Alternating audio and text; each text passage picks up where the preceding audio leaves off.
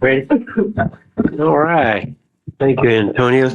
Good evening, folks. Certainly an honor to welcome you to the Vinton Town Council meeting for this Tuesday, January 14th.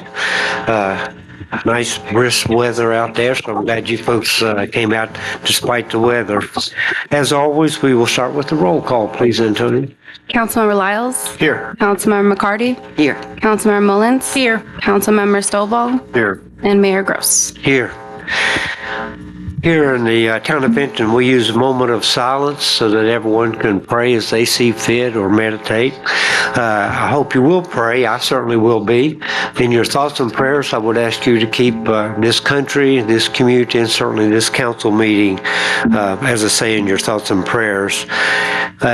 We will also have the Pledge of Allegiance while we're standing. And Keith, who's going to do that? Since it's the first council meeting of 2025, I'm going to do it myself. All right. Don't worry about a thing. We'll help. Next year, somebody else is going to do it. Just say Okay. I just say, right. If you'll stand for those two items.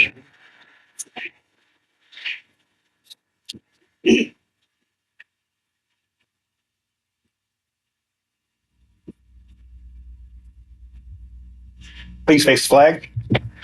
I pledge allegiance to the flag of the United States and to the republic for which it stands, one nation, under God, indivisible, with liberty and justice for all.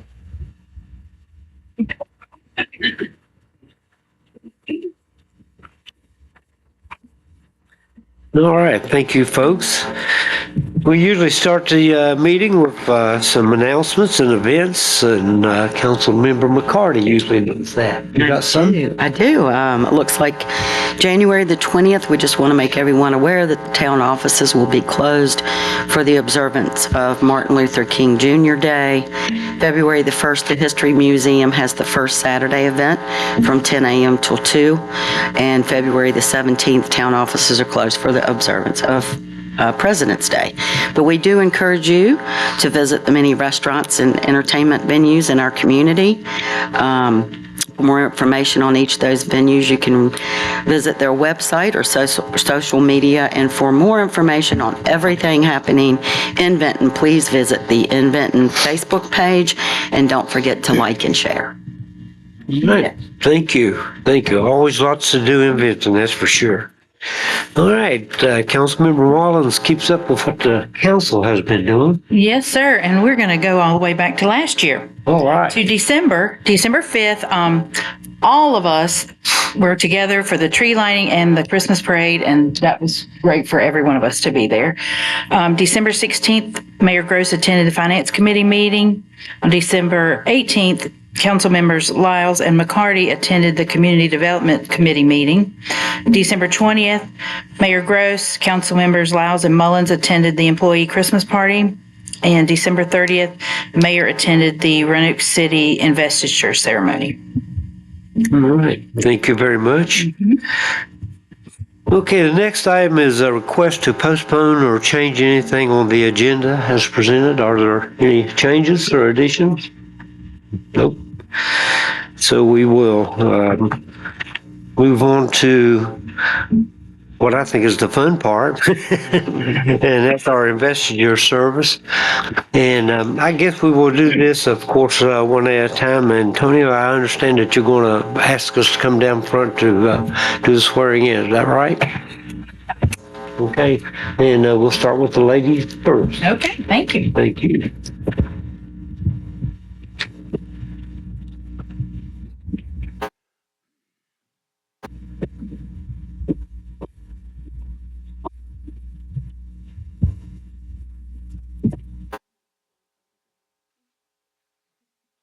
My own photographer. I was going to say right hand up, you could do left.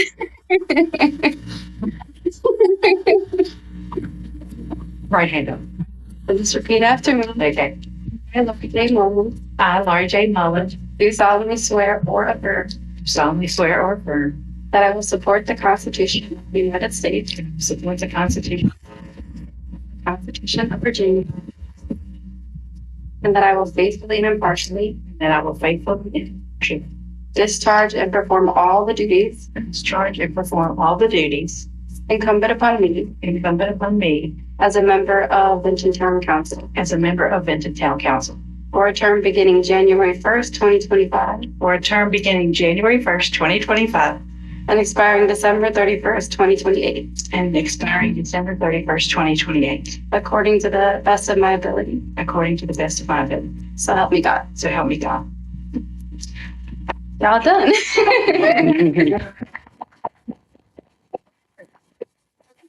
Lori, I think that, Debbie wants to get a picture.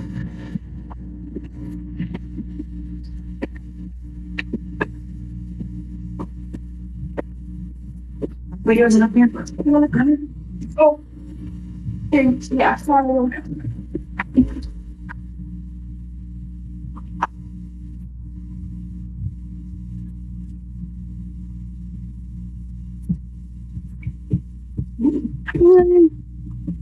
Yeah. Laura, you want to introduce the folks that are with you tonight? And Natalie, and I'm Sandra, and two of my big sisters, very good friends. This is my support system. Well, you've got a good system. Yes, sir. Yeah.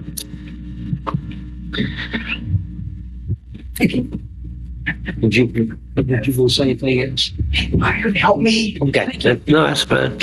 All right, next up is Councilmember Lyles. Thank you. Who you got with you there, Keith? Somebody that doesn't want to do it. You want to introduce everyone? Yes, this is my granddaughter Charlotte and my daughter Sierra and son-in-law Adam. You want help for you? Give me however you Okay. It's a, Hold it. you don't have to. Oh, cool. Okay, you can name. I, Keith and Lyles, I, Keith Deb Miles, do solemnly swear or affirm do solemnly swear or affirm support the Constitution of the United States that I will support the Constitution of the United States and the Constitution of Virginia, and the Constitution of Virginia, and that I will faithfully and impartially that I will faithfully and impartially discharge and perform all the duties discharge and perform all the duties incumbent upon me incumbent upon me as a member of the Benton Town Council as a member of the Benton Town Council. for a term beginning January 1st, 2025 For term beginning January 1st, 2025, and expiring December 31st, 2028, and expiring December 31st, 2028, according to the according to the best of my ability. so help me God. So help me God. Thank you. Yay. Yay. See, take my name. Picture?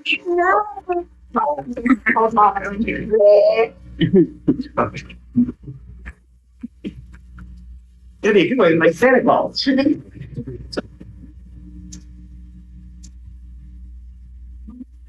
Be a chamber.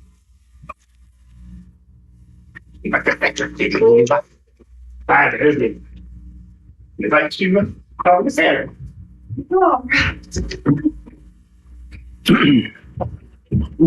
Did you want to say?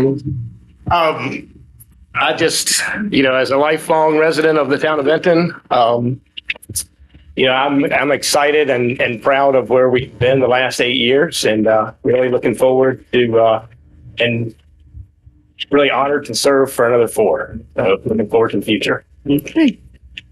Very good.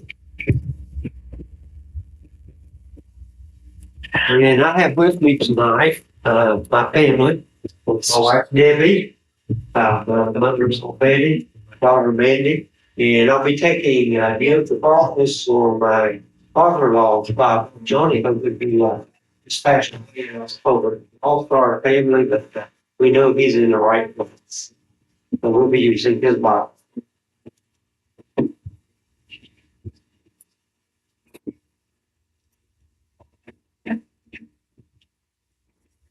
That's it.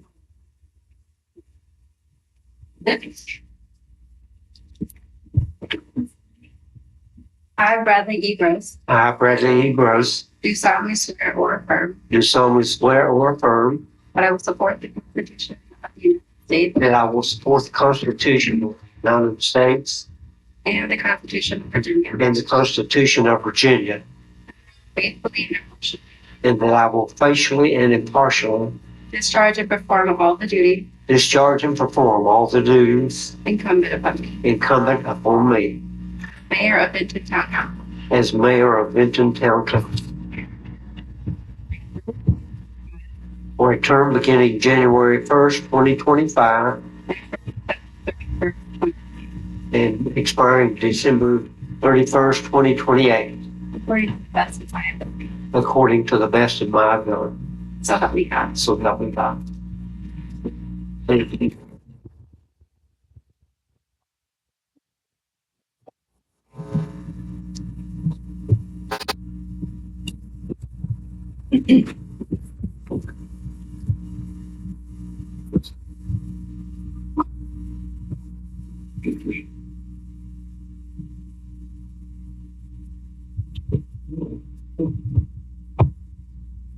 Yeah.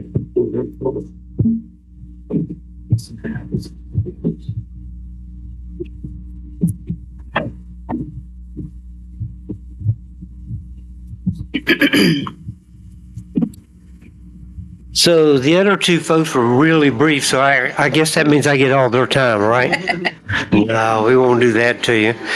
But I would like to say, first of all, I certainly want to thank God for allowing me to be here tonight, to be in this position where I can serve Him while serving the citizens of the great town of Benton. Of course, I want to thank the citizens of Benton for their support in the last 7 elections and throughout my tenure of 24 years. I have always been very proud of Benton and very honored to be the mayor of Benton, even when there's things going on in town I don't necessarily agree with. Please allow me this opportunity to thank the staff here in the town of Benton for the great job they are doing. Our awesome staff is one of the reasons that I am so excited about the future of the town of Benton. I certainly want to thank my entire family for the love and encouragement they have shown me over the years. I could never have done this job without their understanding and support. Many of the sacrifices that are necessary to do the job as mayor have been borne by my family. So I thank you for that, and you know I love you. I especially want to thank our current council members. The Benton Town Council has shown great wisdom and leadership during an important time of innovation and expansion. The council has promoted an atmosphere of trust with our staff and our citizens that has produced incredible growth and progress. Occasionally, I am asked, what does town council do? Usually I answer with, we set policy and provide oversight. However, I think it is fair to say that this council has added an important function. The unity displayed by the current Benton Town Council has set an example for our staff, our citizens, and even our business community, and it has resulted in amazing productivity and progress in Benton. As council members, we do not always agree, but we have been successful because we always, in a respectful manner, do what is best for Benton. So I'm very excited about the future of the town of Benton. Most of us are aware of current projects such as Gish's Mill, the hotel, the playground, the Benton War Memorial renovation, and the Greenway, just to name a few. And that's some awesome projects, by the way. I'm convinced that there are many other great developments that will propel Benton into a thrilling and prosperous future. With God's blessing, hard work, cooperation, and prayer, the future is truly exciting for the town of Benton. Thank you, folks, for your patience and for allowing me to serve again. Thanks a lot.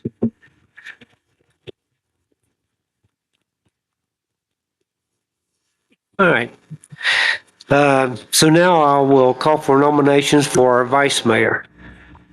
Mr. Mayor, in keeping with our tradition, it's taking our turns. I believe there's actually 2 people up here that have never been the vice mayor. I'm looking at one of them, and the other one. Oh, yeah, that's right. You can't be. I would therefore like to nominate Lori Mullins to be our next vice mayor. Thank you. Mr. Mayor, I'll second that motion. Thank you. Are there any other nominations? If not, we don't need a roll call vote, do we? Nah. All in favor of, all in favor of Lori Mullins serving as our next vice mayor for a term of 2 years, please signify by saying aye. Aye. Those opposed, same sign. All right. Congratulations. you. I look forward to working with you. Yeah. All right, we do have some appointments, folks. You do it. Got Do I- to administer the oath. Oh, Yes, that's right. yeah. You got to do it again. All right. It's really good. You knew I'd forget that, right? Yeah. I get lots of help in this job. Thank goodness. I, Laurie J. Mullen, I swear or affirm do solemnly swear or affirm that I will support the Constitution of the United States support the Constitution of the United States and the Constitution of Virginia, and the Constitution of Virginia, and that I will faithfully and impartially and that I will faithfully and impartially discharge and perform all the duties discharge and perform all the duties incumbent upon me incumbent upon me as Vice Mayor of Benton Town Council as Vice Mayor of Benton Town Council, for a term beginning January 1st, 2025, term beginning January 1st and expiring December 31st, 2026, and expiring December 31st, 2026, according to the best of my ability. according to the best of my ability. So help me God. So help me God. Thank you.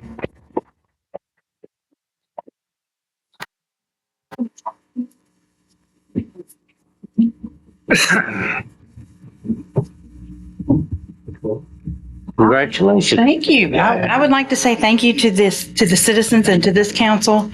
There's big shoes to fill, but I have the best teachers right up here, and I appreciate y'all very much. And I couldn't think of a better group to be in business with and doing all the good things we're doing. And I appreciate you all very, very much. And I will strive to do the council and the citizens proud. Oh, I'm sure you'll do a great job. Don't worry if you mess up, we'll let you know. Okay, okay, good. You will do fine. I'm confident of that. Congratulations. Thank you. I've always thought it was very special, the vice mayor thing. That obviously means you got elected, but it also means that you've earned the trust and respect of your fellow council members. So I've always thought the vice mayor position was a very special position. But Absolutely. you're right, I never did get to do that. Maybe I should go back. I don't know. You're probably better off. Maybe. All right. All right, we'll move on to our appointments. Our first will be the, yes, sir. Mr. Mayor, just real quickly, sometimes form unfortunately does matter with regard to some of these actions. Yes, sir. And having taken another look at the charter, I do think these appointments and these actions you're getting ready to take need to be by resolution. So I would suggest a motion to approve a resolution to appoint. I know that's a little bit of a word salad, but Yep. if you would move to approve a resolution to appoint Mr. Peters, I think that would be appropriate. Okay, no, I appreciate that. We definitely want to get it right. So that's what we will need for our appointed officers, then a motion to appoint the officers. And I think Vice Mayor, I believe you were going to handle that. Is that right? Yes, sir. I mean, that's a word salad. I'm more worried about butchering Antonia's name. I make a motion to approve a resolution to appoint Richard W. Peters Jr., Town Manager, Antonia for Town Clerk, Andrew Keene for Town Treasurer, Fabricio Drummond, Chief of Police, and Jeremy Carroll, Town Attorney, for terms ending on December 31st, 2026. All right. Is there a second? I'll second. Okay. All in favor of the motion as presented, please signify by saying aye. Aye. Antonio has the last name. We just can't pronounce it, just so y'all know. It's actually a beautiful name. I didn't want to butcher it with my southern accent. Antonio's hard name. Telling you, so Yeah. Very good. So the motion passes. All right. So the next one will be, we will need a motion to appoint the council-appointed committees. And I Mike, I think you the got. same way, Mr. Mayor, motion to approve the resolution. Okay, I'm sorry. A motion to approve the resolution, Address this a little bit later when we do the FOIA thing. please. So, Mike, If you did. Yes. do you, I make a motion to appoint members of the council to the following committees for 2-year terms ending December 31st, 2026. Sabrina McCarty and Keith Lyles to the Community Development Committee. Brad Gross and Mike Stovall to the Finance Committee. Lori Mullins and Sabrina McCarty to the Public Works Committee. all Just right. for clarification, that is in the form of a resolution. Yes, that's right. That would be in the form of a resolution. So, all in favor, please signify by saying aye. Those opposed, same sign. Well, obviously, that also passes. Oh, I'll second. Oh, boy, we're right on the ball today. Thank you. It's because we hadn't been here in a moment. Yeah, exactly. Right. Out of We're practice. rusty. That's right. Rusty. All right.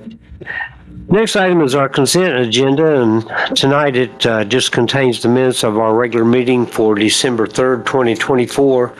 Are there any additions or changes? Hearing none, we'll entertain a motion to accept the consent agenda as presented. I'll make a motion to accept. Second. We have a motion and a second. All in favor, please signify by saying aye. Those opposed, same sign. The next item is citizens' comments and petitions, and of course, this section is for comments that are for issues that are not listed anywhere else on the agenda. Do you have anyone signed up this evening? No? Okay. We'll come. All right. With that, we'll move on to our committee reports, and I see Nathan listed here.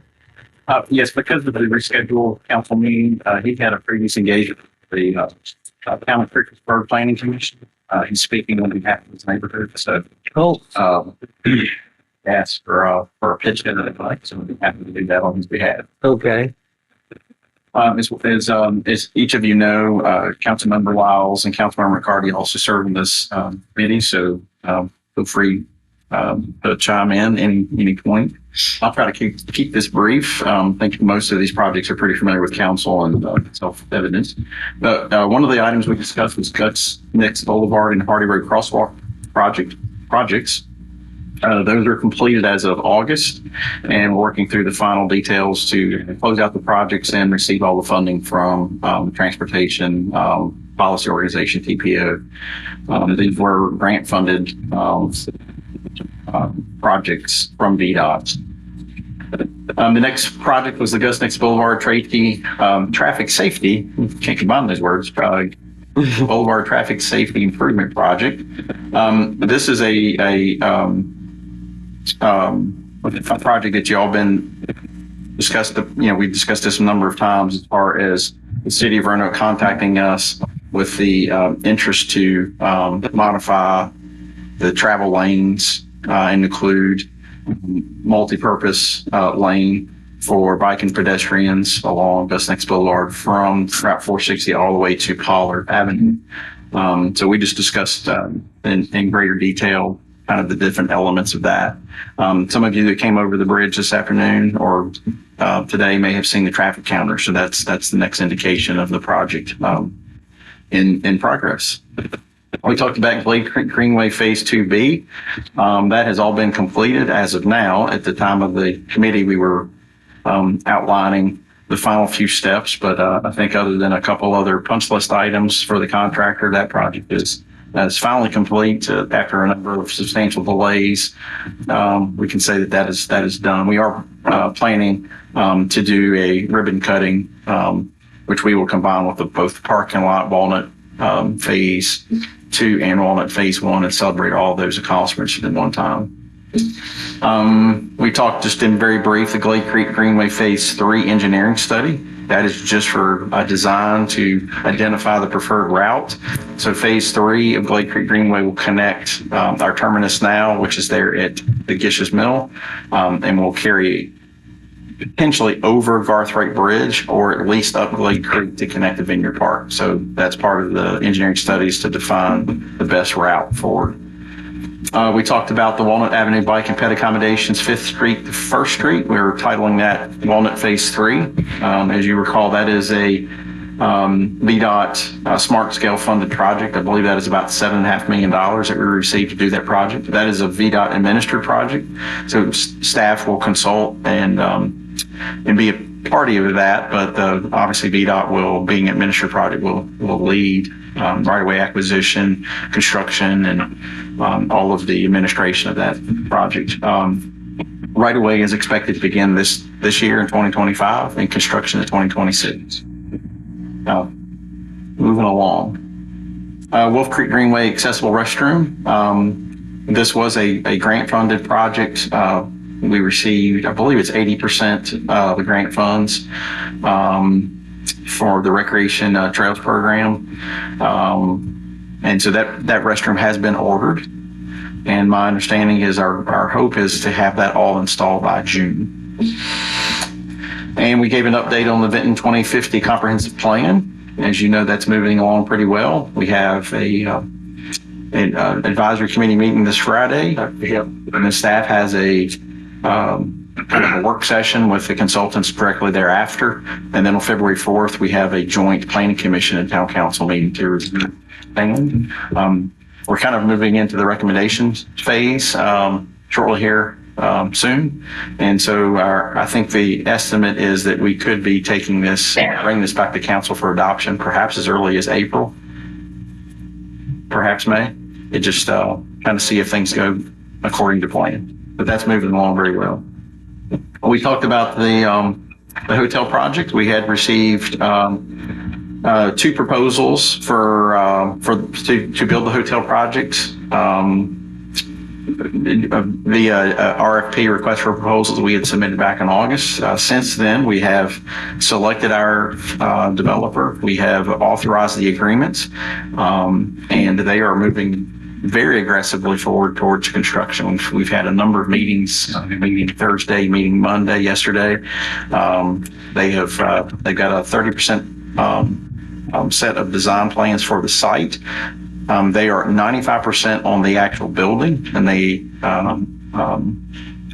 put that out for bid for actually construction of the building itself. So my indication from our meeting yesterday is they plan to submit the site by the end of the month to Roanoke County and the Water Authority for reviews. So plugging along quite well.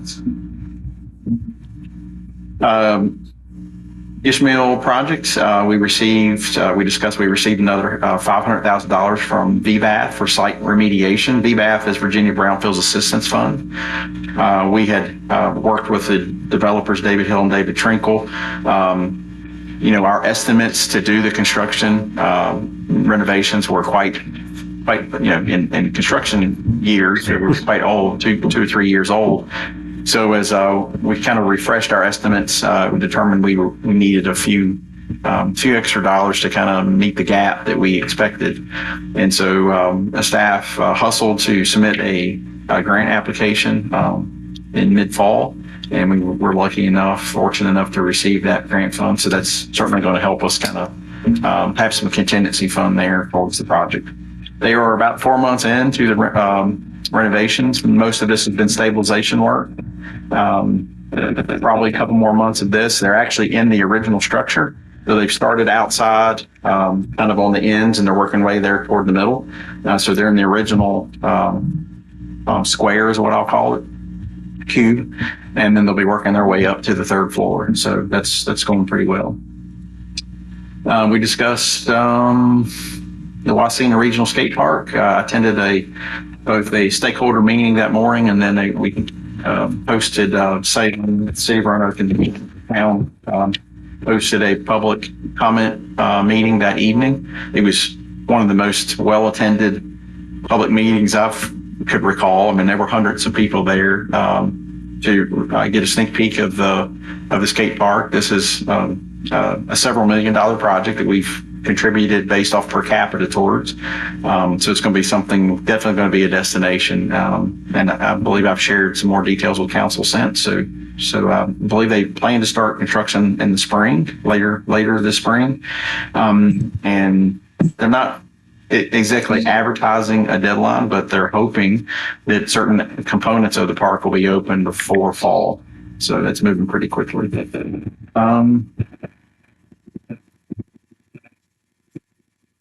And I think that's pretty much it for the good of the group. You have any questions, or committee members, you have any comments or anything like that? I'll tell you what, that's a busy committee. Got busy staff. Yeah, busy staff. Oh, yeah, obviously, you're right. So, awesome. All right, thank you. You have any questions or comments, council? No? All right, with that, we will move on to Might be interesting. the items that require action. Of course, that's a resolution revisiting the procedures for the citizens' comments section of our meeting procedures. I assume council's had an opportunity to take a look at this. Yep. All right.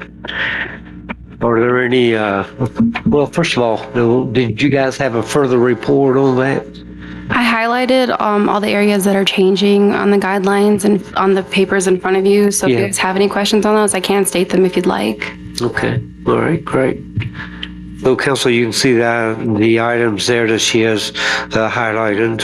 So, It's pretty much staying the same. Anyone is allowed to talk. It's more of, if you would like to talk at a council meeting, we do request that you send over a notice to the town clerk and let them know that you would like to speak, and try to limit, if it's the same discussion, try to have that only every 3 months. So if unless something has changed. So if something has changed in that area, then they can definitely come back and request to speak again at a sooner time. yeah, absolutely. So, folks, what do you think? Any questions or comments? No, I'll make a motion to adopt resolution. Okay, we have a motion to adopt the resolution as presented. Is there a second? I'll second. And a second by Vice Mayor. Any further questions, comments? No? Please call a roll. Councilmember Lyles? Yes. Councilmember McCarty? Yes. Councilmember Stovall? Yes. Vice Mayor Mullins? Yes. Mayor Gross? Yes, thank you. Get out of mute there. Obviously, the resolution passes. Thank you, folks, for that. All right, excuse me, we'll move on to our appointments to boards and commissions, and tonight we'll start with the Board of Zoning Appeals. And Councilmember McCarty, I understand you have some information? I do. It is my honor to approve a resolution to make a motion to reappoint Teresa Davis to a new 5-year term beginning January the 17th, 2025, and ending January the 16th, 2030 for the BZA. Okay, thank you very much. And I assume she has been contacted and has agreed to. Both of them have contacted me, let me know that they both want to be reappointed. Awesome. Thank you very much. Okay, council, any comments, questions? Is there a motion or second? I'll second. All right. We have a motion by Councilmember McCarty, second by Councilmember Lyles. All in favor, please signify by saying aye. Aye. Those opposed, same sign. All right. Mayor, if I may, just to remind everybody, Board of Zoning Appeals is considered a quasi-judicial body that actually is, we make a recommendation to the circuit court, and the circuit court enters an order of completing the appointment process. Yes. We'll file a petition with the court asking that Right. she be reappointed to that. Yeah, thank you, Jeremy, for pointing that out, because that is a very special board, you know, so I understand they even have the power to overrule the council in certain cases. Wow. That power, Yeah.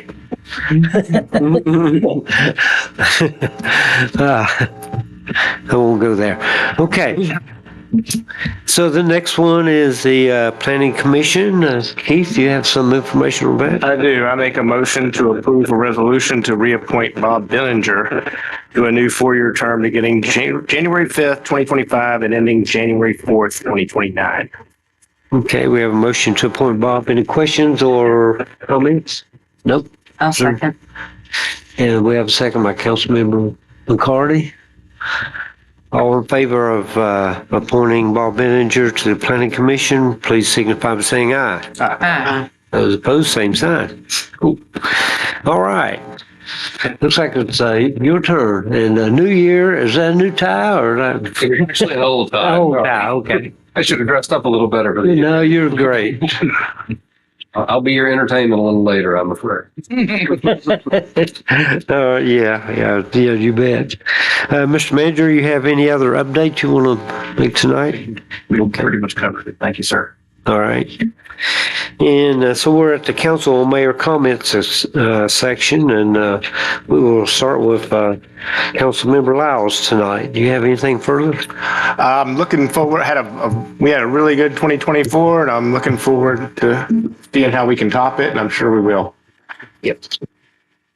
We got a new vice mayor now, so we could Sure. make it a lot smoother. Wow. Golly. Golly. No pressure there. I was going to say, no pressure. Pretty smooth. That's right. Councilmember McCarty? Yes. I feel like we've had a great, gosh, not even just the past few years, we've just had a good council. So it is an honor to serve with you folks, and I'm looking forward to what we're going to do in the future. I do want to say thank you to Mr. Stovall for holding the office prior to Ms. Mullins tonight. And I want to send my condolences for your loss that you had. Thank you very much. And Ms. Mullins, I am excited. I have already expressed that to you. So look forward to the next upcoming years. And the mayor, of course, we're always glad to have you here sitting in the middle. Thank you. Appreciate And it. you keep us straight, even though it looks like we keep you straight. And I think it's the other way around. Well, thank you for that. Vice Mayor, anything further? Same thing. Thank you for passing the baton. Sure. You did a wonderful job. Thank you. And I hope I can learn from everybody up here, and happy to be vice mayor under you, sir.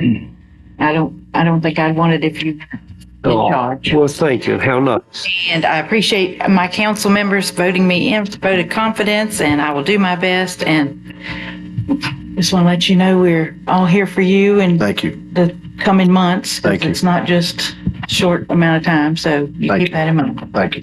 Yes, sir. All right. Sir, you I have do want to thank you, each one of you.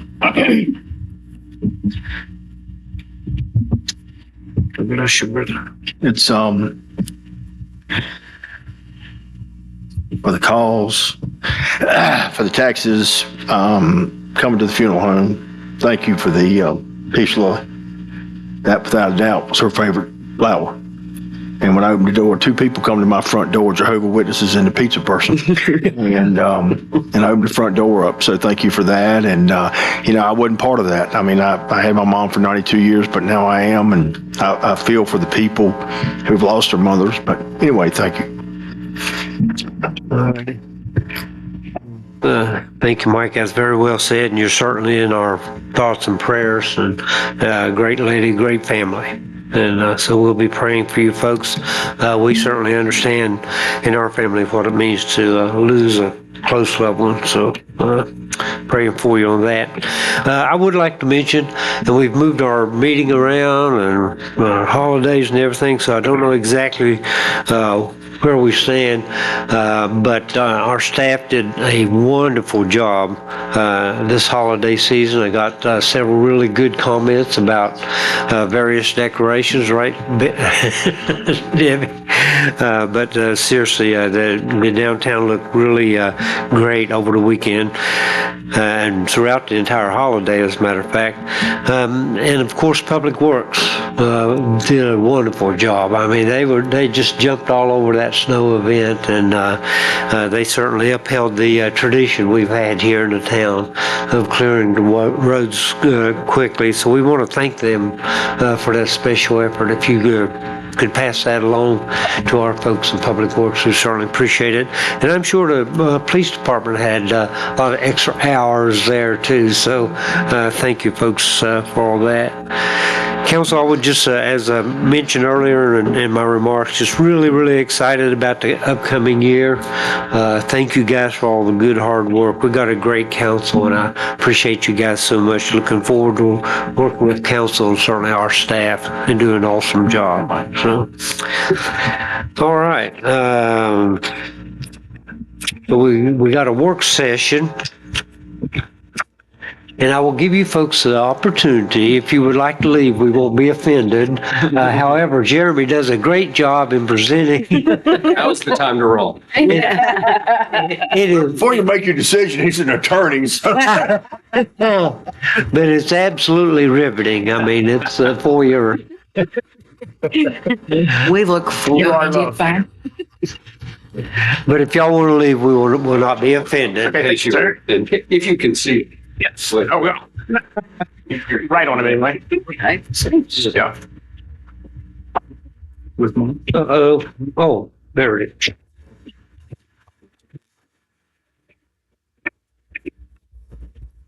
Well, this is a thick packet.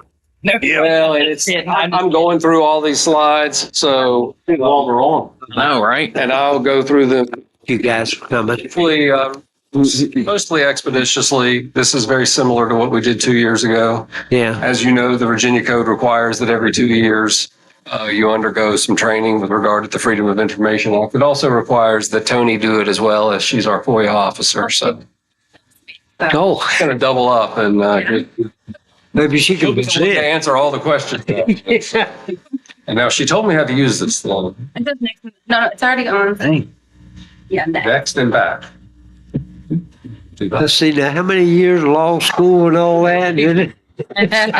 This thing. They talking to overhead, didn't Yeah, right. The printer, the smell, the. What they call it, opaque projectors or? Projector, yeah. Yeah. The Virginia Freedom of Information Act has two main purposes. One is to address access to public records and to address the holding of public meetings. So those are the two big aspects of local government and indeed state government that the Act addresses: records and meetings.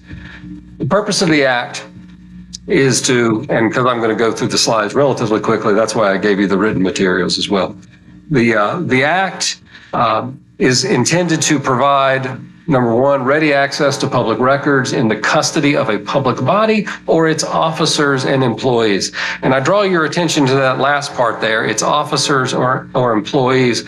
When we get a little bit later, we'll be talking about some of your personal records that might be accessible because they relate to the transaction of business.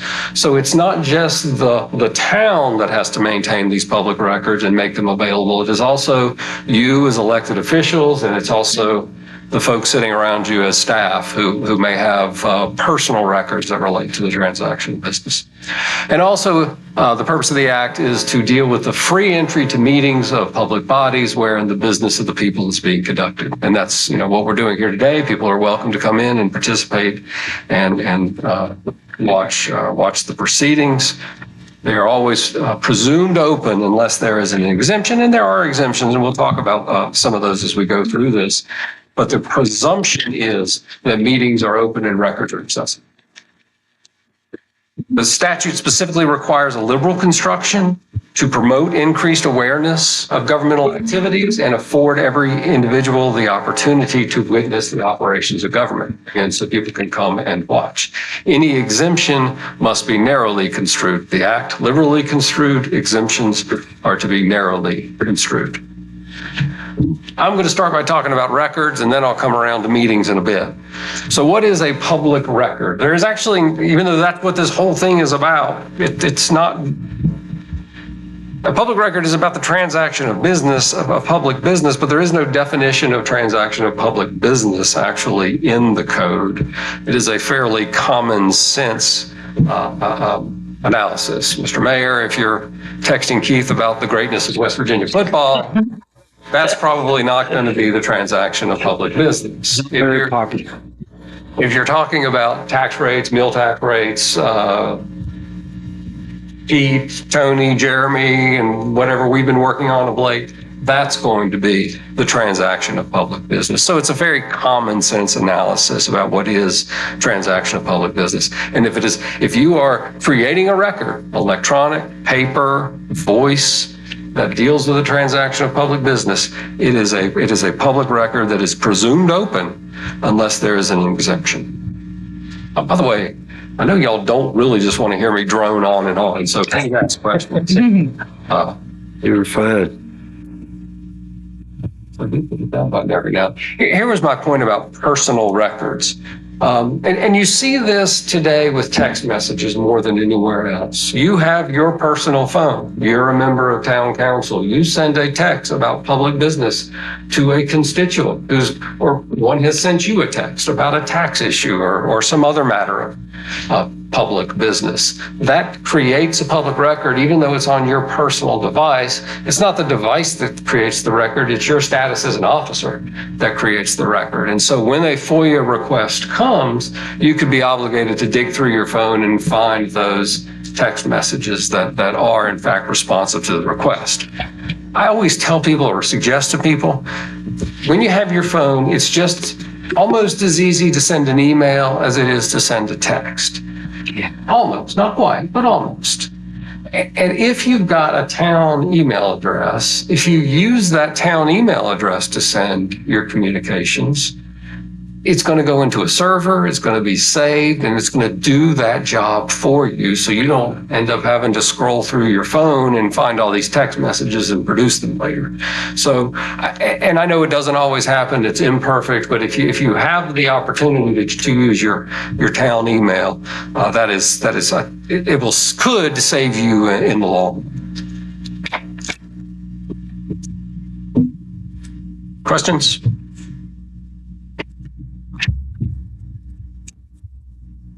So I'm almost afraid to ask this, but I think you mentioned it. You're not saying that we should keep all of our text messages, are you? Public records are supposed to be retained, for sure. If you are sending not everything is a public record. Most of your text messages aren't going to be public records. You're texting with your wife, you're texting with children, whatever the case may be. So that likely isn't going to be a public record. But if you've got business records on your cell phone, you should retain those. Okay. And if you don't want to retain them, screenshot them and email them to Tony to retain them, something like that. And then she can be the one who holds on to them. So you don't have to just necessarily keep them on your phone. Right. You can, but they just have to be preserved in some If fashion. I can interject, typically when you receive an email from me or a text from me, it's when you have a moment to speak by phone, do you call me when you retain it? Right. That's not necessarily a record per se. That's just me contacting you to then have the conversation. So I try to keep any text message, and I do keep any, if for example, we're closing because of the weather, when I've texted you that, I'm keeping record of that.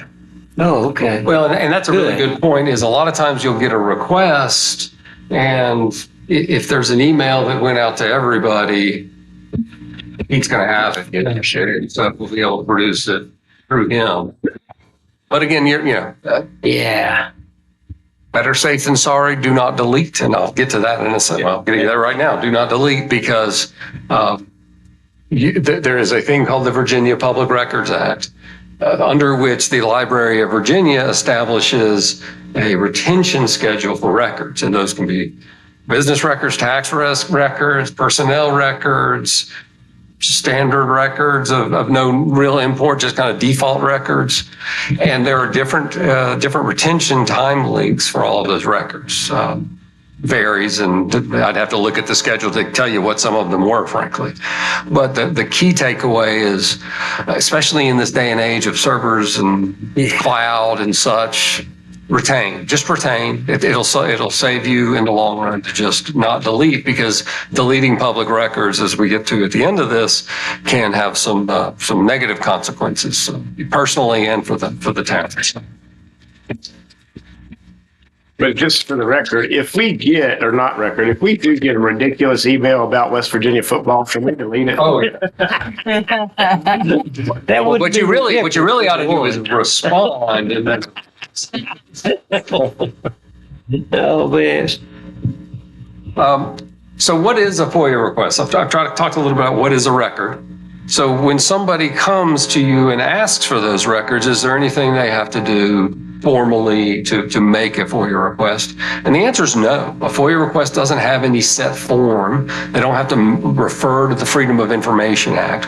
All they have to do is request records.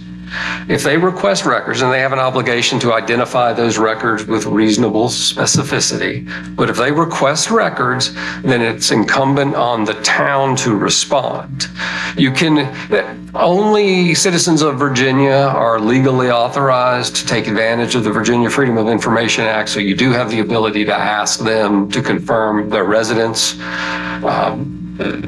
You can ask their name, but you cannot compel them to write it down. Now, I always tell a requester it's in their best interest to write it down because it creates, proof that we actually got the request, and it also helps us to understand exactly what they're looking for. So it's in their own best interest, but you can't make them write it down.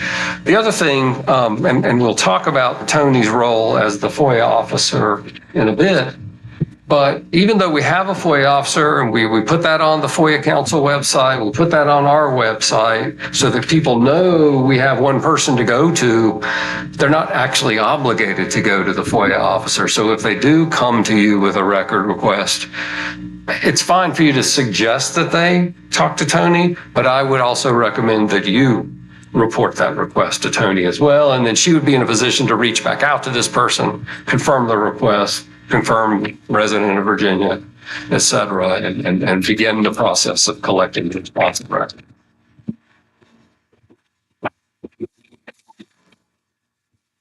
Does the town have to respond? I know it's mostly a rhetorical question. The answer is yes. Of course, the town has to respond. Even if you don't have any documents, you have to respond. You have to tell them you don't have documents. You have 5 business days for an initial response to a FOIA request. If the response is going to take longer than 5 days, you can automatically extend that by 7 business days. Mike, it looks like. Go ahead. No, dude, go ahead. And then if the 7 business days is not enough, you have 2 options. One is to ask the requester for more time.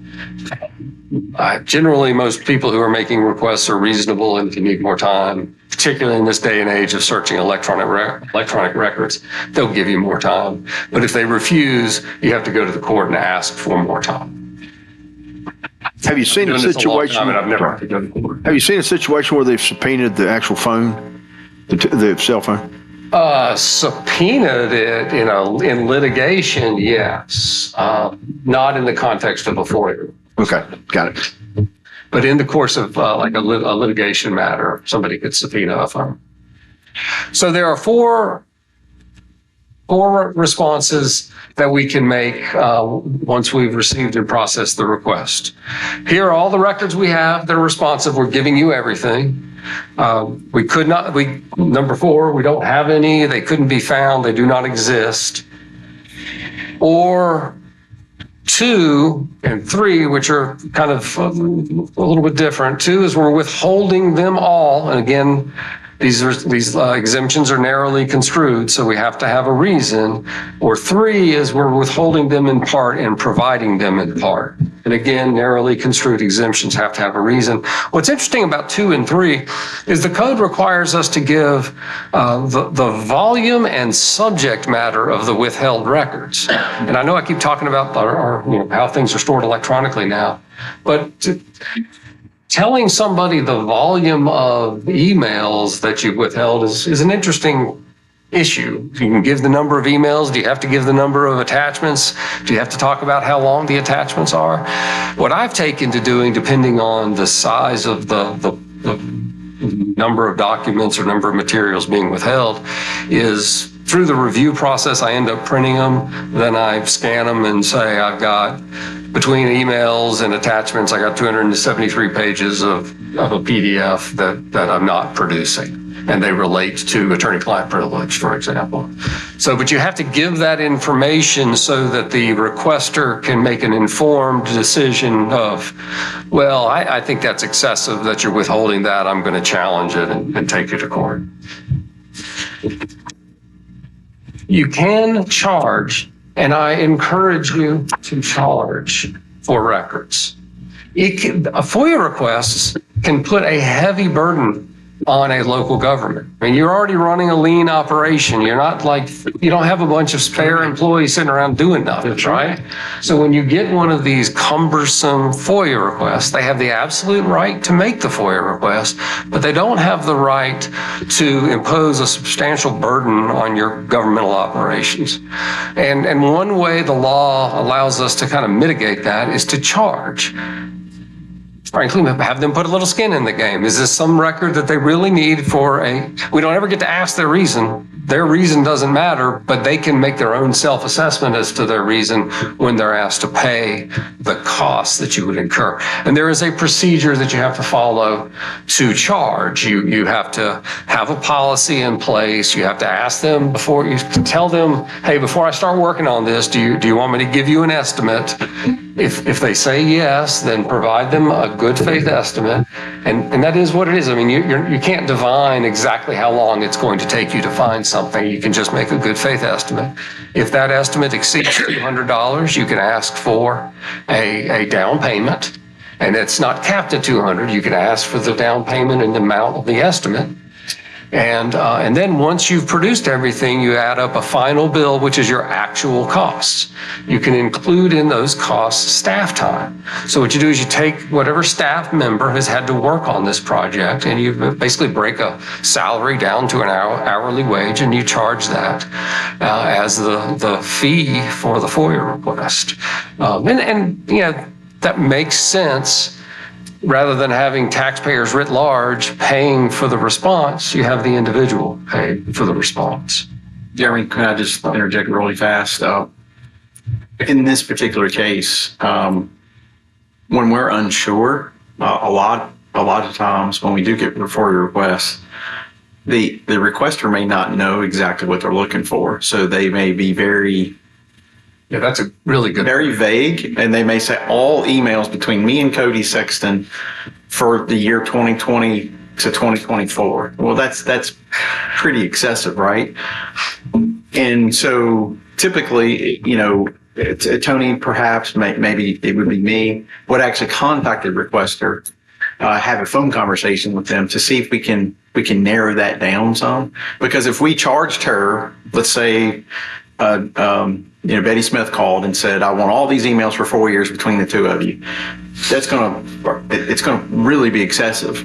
So if we can narrow that down to say, Betty, what is it that you're actually after? What's the answer you're looking for? Maybe I can just hone in on that for you and save me a lot of time, save you a lot of money, and get exactly what you want. And we've had very good success. And that is such an important point. That back and forth is, and I'd certainly encourage everybody to do that. It gives you an opportunity to narrowly focus on what is being asked. What is that rate typically per document, like per sheet? You go by? It's really the staff time. Today, you don't really make copies anymore. You produce them in a PDF. Yeah. You don't really get to charge a copy. Right. I didn't know. You could. You have to charge your actual cost, which is, back 20 years ago, what we used to do is we'd figure out what your price per page of printing something or copying something was based on your copier, and it was usually at 1.5 cents a page or something like that. You didn't get to do 25 cents a page. Right. I didn't know if it was because of the PDF. I understand the PDF, but I mean per page of the PDF. And they have the right, a requester has the right to ask for things in electronic format, and you have the right to produce them in electronic format. Sure. So it does kind of make that easier. And then a lot of emails you don't produce in PDF, you produce them in OPT or PST, and so they have them in that format. Right. The back and forth that Pete's talking about, a lot of places that falls on the FOIA officer. The role of the FOIA officer was my next slide. we want to funnel those requests to a single clearinghouse. And that's the person who's going to be trained twice in 2 weeks here to understand FOIA.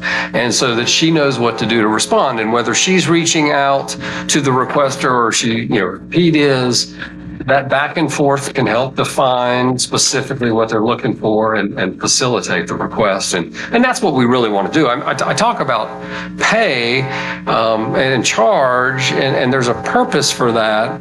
But ultimately, what we want to do is provide the information. That's what the purpose of the act is, to provide open access to the records. So that back and forth, which can minimize the cost, is the way to accomplish that objective. But somebody will take the lead in identifying, okay, this is what they're looking for. Now let's figure out who at the town is going to have these records. Let me start marshaling all of these resources, pulling people together, finding the documents, and then reviewing them. Because depending on the request, you may find that there are attorney-client privilege materials in there. There could be confidential materials in there. There could be social security numbers or birth dates in there. And so you have an obligation to go through records that are responsive. And just because it might have something in it that is non-responsive or is protected, you can't withhold the whole document. The code requires you to redact portions. So you have to redact, again, social security numbers, birth dates, things like that. And again, you have to do all of this within the 5 days or the 7 extra days, or get more time.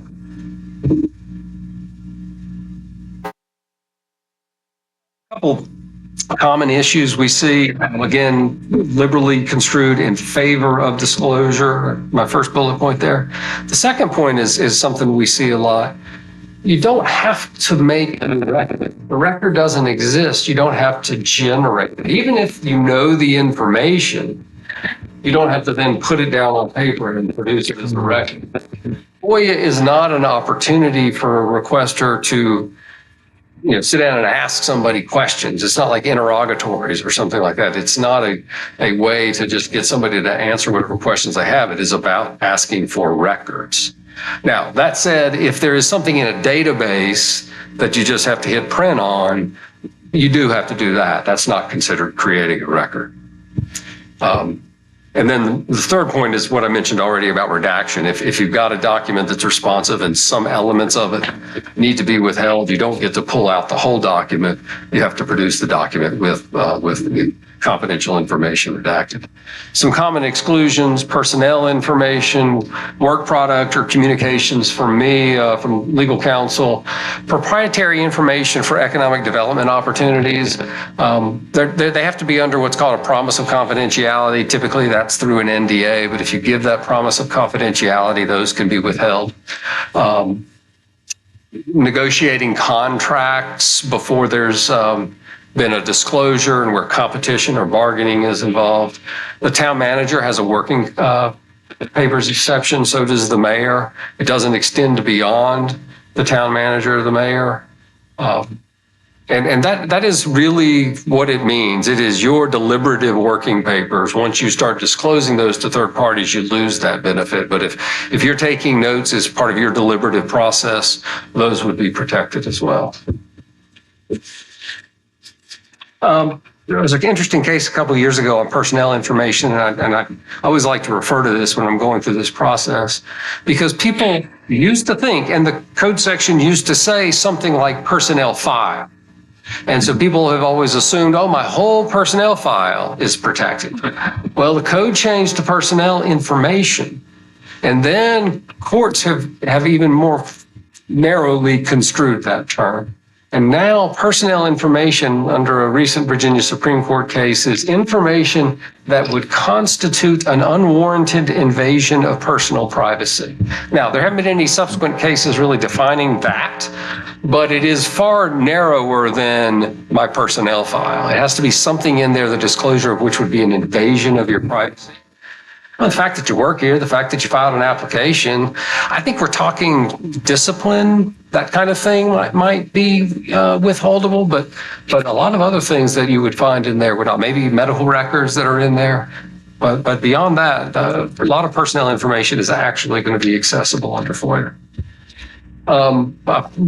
quickly through income and business records because all I wanted to convey here, and Cody and Andrew probably need to know this as much as anybody, is there are provisions in 58.1 which deal with tax records, and those provisions of 58.1 supersede FOIA and 2.2. And 58.1 says you can go to jail if you give away the wrong tax records on folks.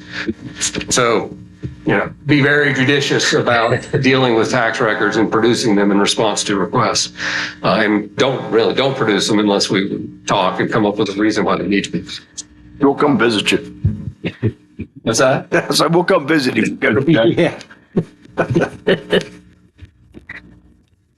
At one time where we did get a request, and it actually was from the IRS.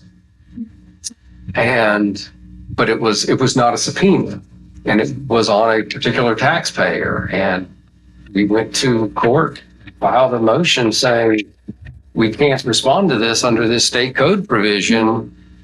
Help us out here, Judge. And when the judge enters an order, that gives you the protection you need. And in that instance, I don't remember if the judge entered an order, if they ended up doing a subpoena, which is more than just a FOIA request.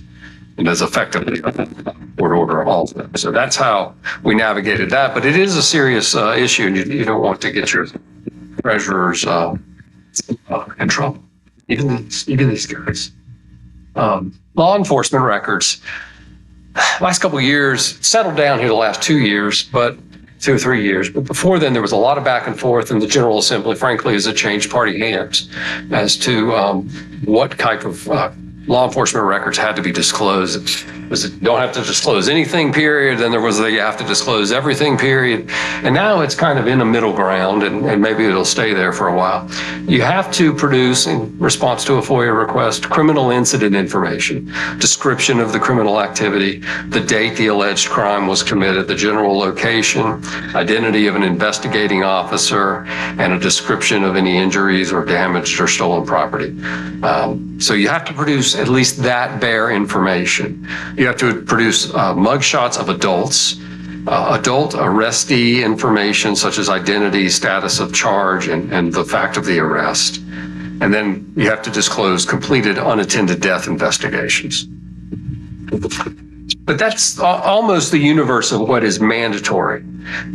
Most everything else is either discretionary or prohibited. So your criminal investigative files, where you have the notes and the criminal complaints and court orders and memoranda, you can have diagrams and correspondence, just the information you think about a law enforcement officer collecting over the course of an investigation. That is going to be discretionary. You're not going to have to produce that. Similarly, body cameras typically going to be discretionary. Incident reports are going to be discretionary. CAD reports kind of walk that line because CAD reports have a lot of that criminal incident information that you have to disclose, but there can be components of it. But most of that criminal incident criminal information, law enforcement information that is related to a criminal investigation is going to be subject to the discretion of the governing bodies as to whether or not to produce it.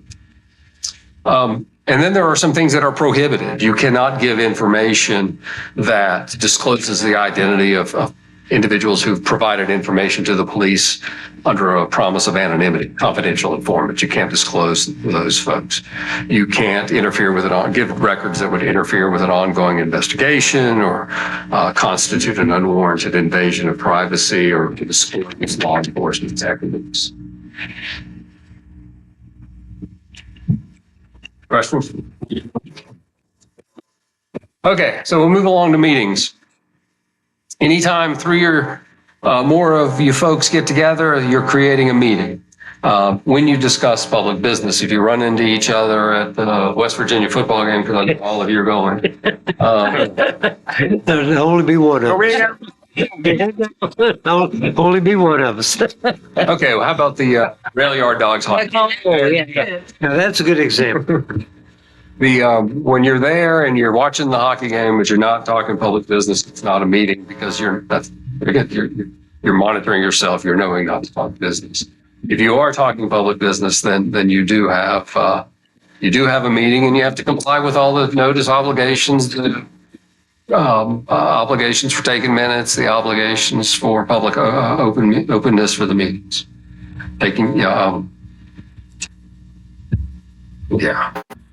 say minutes again, but I already said that. So for our meetings, you have to have agendas and packages, which we always put together and distribute. And you've got to have an ADA accessible space, which we have.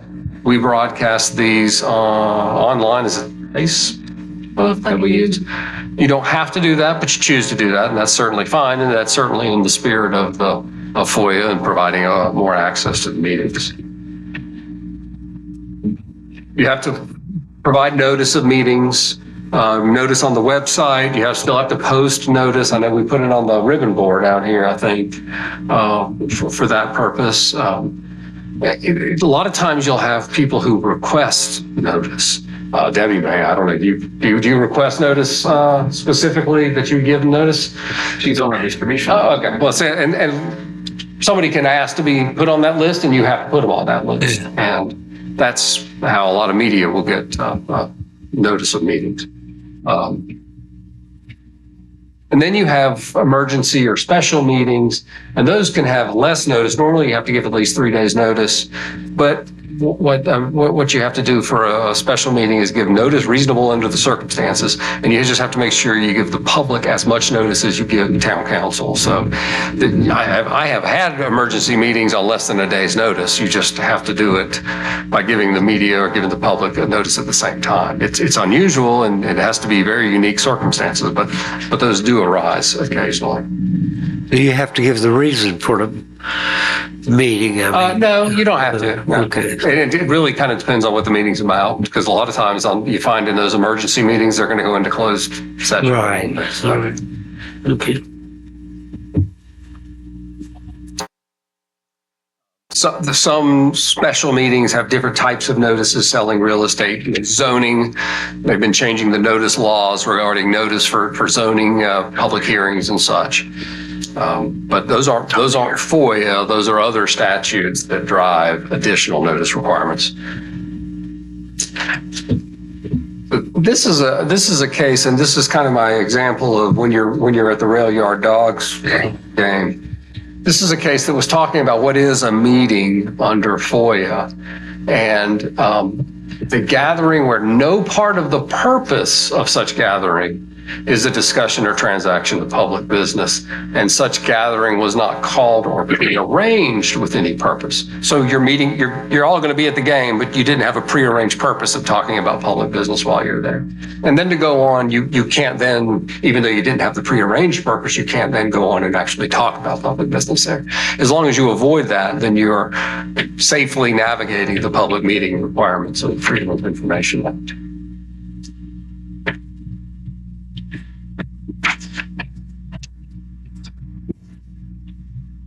And it's interesting. One thing was this middle section here about what is a meeting, what is a transaction of public business.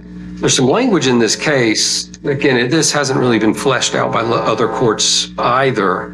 But to be public business, it has to relate to something that falls within the purview of this body. If you guys are sitting around talking about property taxes in Roanoke County, you don't have any control over that. That's not discussing public business. Your tax rates are what you can't talk about in some other setting. So best to steer clear of it, because there can be some gray areas there. Because, it's not hard to go from a discussion on real estate taxes in Roanoke County, and then suddenly you're talking about what's the impact on our citizens. Yeah. So, but it is an interesting issue that came out of that case about avoiding, it has to be something that is capable of coming here, and not just theoretically capable of coming before this body. It has a reasonable chance of coming before this body. Real quickly on meetings and who can speak, you're required to have public here or citizen comments at least once a quarter under the Virginia Code. But this is a limited public forum. This is not a traditional open public forum where somebody can come and say whatever they want. You are allowed to establish, and you have established, rules of decorum and respect and behavior, and you're allowed to enforce those on people who are here. Not that we really ever have any issues with that, but you do have that ability should the need arise. And you can do things like ask for people to sign up in advance and give you notice and limit their subject matters to things that are not addressed in a public hearing that's elsewhere on the agenda. So those types of things you can do to streamline the meeting, for lack of a better term.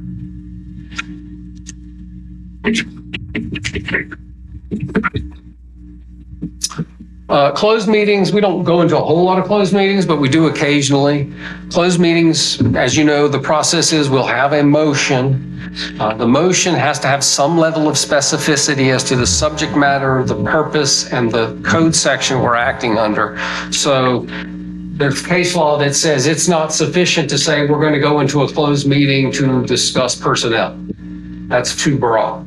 It needs to be, we're going to go into a closed meeting to discuss the performance of the town manager or to discuss the appointment of a clerk, things like that, to add a little more specificity so that the public has an idea of, okay, that's what they're going in to talk about. That's legitimate.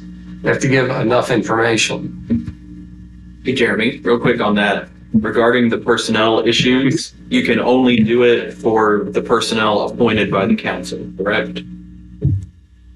No, I don't agree with that. Okay. There are, One of your colleagues. one of my colleagues does. So there is this theory.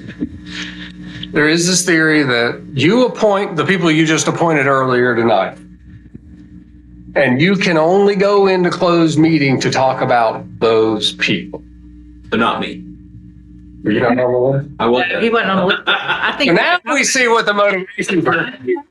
I think we could talk about him. Here's why I don't agree with that. Because first of all, it says the appointment of anybody who's appointed by a public body, that there's employee in there as well. And ultimately, you're all employed by the town, as I see it. But secondarily, I think you do have to go in for a specific individual. But if there is a mid-level employee, even though Pete may have the ability to terminate the employment, if this person is exposing the town to liability or is doing something that is going to open the council to some kind of, like I say, liability or claim or something, I think you would have the ability to go in and discuss his performance or her performance, even if it is not a direct appointee of council because they work with the town. But, and I know people who agree with me on that, and I know people who take the other side, and it is a gray area where we lawyers like to argue sometimes. But I think be in front of a judge. that's right. I'm happy to, happy to take that position in front of a judge. But yeah, it's it's a healthy debate. Occasionally we have those. They're mostly academic exercises, but they're still kind of fun. When you go into a closed meeting, you can invite non-members back. So, for example, typically it's the body that goes into a closed meeting, but depending on the issue being discussed, you may want the lawyer or the town manager or the treasurer or the police chief to come back and talk to you. The issues for closed meetings are very similar to the exemptions for records. You can go back to talk about specific personnel. You can't go in and say, hey, let's talk about restructuring this department and doing these things. It has to be about a person. You can go in and talk, obviously get advice from legal counsel. You can go in and talk about economic development prospects when there hasn't been an announcement or a disclosure of a prospect. You can talk about contracts where bargaining or negotiating is involved, because you don't want to, well, Pete, we'd be willing to do this, but start here, negotiations. You don't want to have to do that in investment of public funds, again, where competition or bargaining is involved. And then the acquisition or sale of real estate, you don't want to talk about what you're willing to pay for a piece of property or take or selling this property. There are a long laundry list of other exemptions these are the ones that you see most commonly. Obviously, you know you can't act in closed meeting. If you are in the closed meeting, you can reach a consensus. You can give consensus direction to the town manager on what to do, but there's no binding action in a closed meeting. If you want to take an action, you have to come out and do it in the open meeting afterwards. Once you come out of a closed meeting, as you know, you have to certify. The importance of the certification is to say, we know the motion we went in by, and we know FOIA and what it allows. And what we talked about in that meeting was both consistent with the motion and what's allowed under the act. And that we always do a roll call vote for. And what that does is if somebody disagrees, the code says they need to articulate why they disagree. So if somebody says, no, I think we actually talked too much about whatever the case may, whatever was outside the scope. Enforcement, real quickly, this can be against a town or the locality through an injunction or mandamus action requiring that they take some action or refrain from some action. But this is where individuals who are responsible for a FOIA violation, destroying a record or not producing something, can have some personal liability. So that's, I think I touched on it earlier. You want to be taking steps to preserve records and produce records and not refuse to participate in the FOIA process because you can have some personal liability for it. Electronic meetings, out of COVID, there was a nightmare of the consequences of meetings by Zoom because the law really wasn't structured to support it. There was even a case a year or two ago from the Supreme Court that essentially started to go down the line of striking down things that were done across the state during COVID via Zoom type meetings. The General Assembly came in and put a fix in and altered the code to allow electronic meetings, and then did something very smart. They altered it essentially retroactive to March 19 of 2020 so that it covered anything that happened during the you can now have electronic meetings in circumstances of a pandemic or declared emergency. You can also have electronic participation where there is not an emergency. This body cannot meet entirely virtually unless there's an emergency, declared emergency. But even in the absence of a declared emergency, you could have somebody Zoom in and participate in a meeting. There's a process and we have to have a policy. We have one. It's actually on my list of things to update. But what you do is you let the mayor know that you're going to be unavailable to attend personally and that you'd like to participate remotely. And that can be arranged. You can only do it 3 times. I changed that law too, so I'd have to check. But there's a certain number of times you can do it during the course of the year.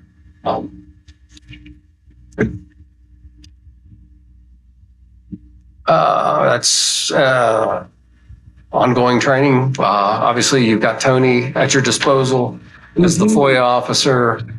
You've got me at your disposal. There is a FOIA advisory council, which provide a lot of good guidance and help to us practitioners. We call them sometimes with our questions, and they can be very helpful there. But obviously, if you ever have questions, call me, Tony, Pete, and we'll work through anything.